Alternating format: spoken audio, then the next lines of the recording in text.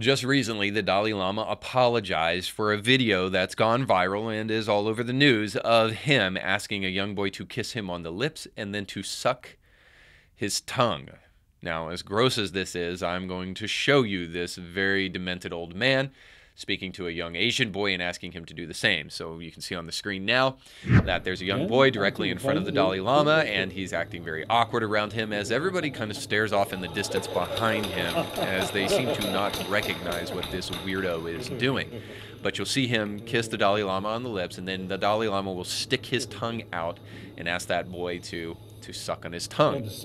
Now, again, I'm sorry, Hollywood elitists, that people like Richard Gere now have to have egg on their face a little bit. I got nowhere else to go! A long time ago, there was this shift away from kind of Christian consciousness to self-consciousness and this idea of self-enlightenment. And this is where the Russell Brands of the world kind of lose me when they start talking about enlightenment and kind of like this new agey kind of Christ experience of figuring out who you are and this self-actualization kind of Deepak Chopra kind of nonsense.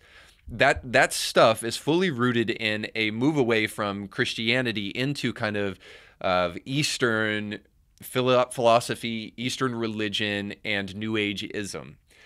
So a lot of people are going to argue right now, what this Dalai Lama did, he's just one person, even though he's the enlightened one in Buddhism. It doesn't reflect the religion as a whole, unless that religion teaches tongue sucking. See, the argument here is this, is that, for instance, the trans cult, it teaches bodily mutilation. It teaches the bodily mutilation of children. They're doing the best they can to overturn laws in American cities right now where the perfectly common sense notion that a child can't consent to having his sex organs chopped off is being opposed by trans activists all over the place. So the ideology of transgenderism is essentially this, that based upon a feeling, you can mutilate your physical body. Or if you don't even want to use such charged rhetoric, you can surgically alter your human body. That your human body is less important than your personal feelings. That is implicit, if not explicit, in the ideology of transgenderism. So it makes sense when a trans activist values children's bodies so little that they are willing to go into a Christian school in Nashville and murder and mutilate the bodies of 3 children and 3 adults. So what I'm saying is that if you logically follow the worldview to its end conclusion, is that you get this kind of notion, that it is logically consistent with the worldview to do these kind of acts. And what I'm saying to you is that the same thing is true of Buddhism and other New Age religions. So we need to judge religions based upon the merits of the religion. So Buddhism a long time ago taught that the removal of all desire is the way to truly find enlightenment, versus what Christianity teaches, which is the purification of desire.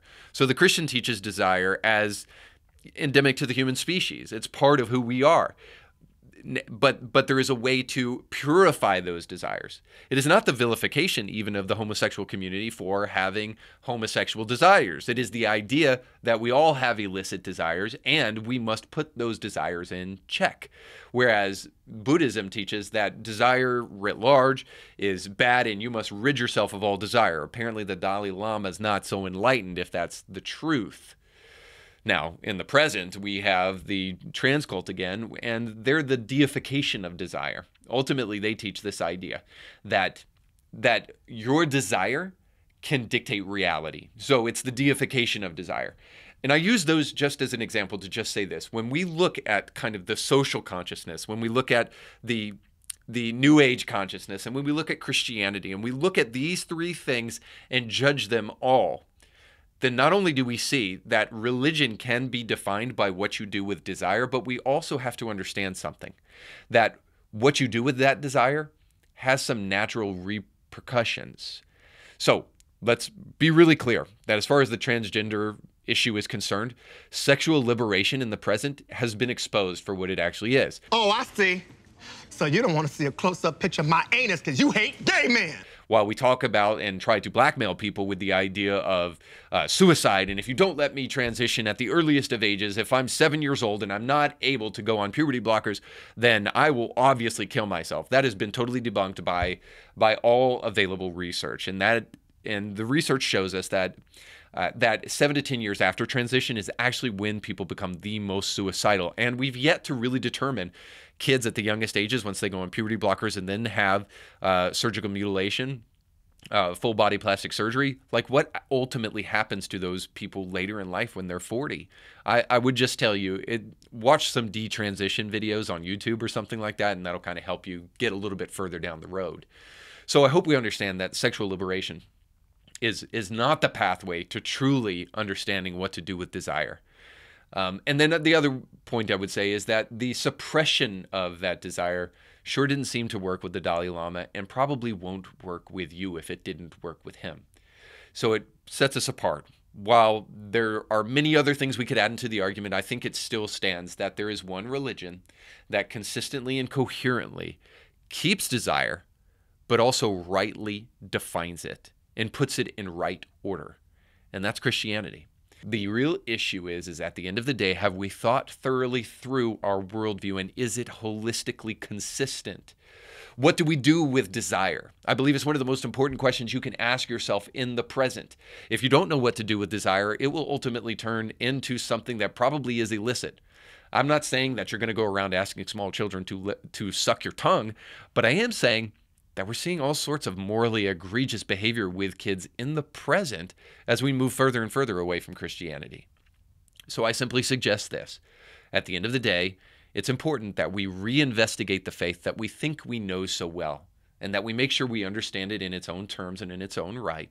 And most of all, if we see that in the present, the aches and the pains and the groanings of our secular age have to do with the humanism that we've adopted, or with any other philosophy that's out there to choose from, it might be important for you to investigate the faith, the authentic faith that was the founding block of this country, to investigate it and really give it the fair shot that it deserves.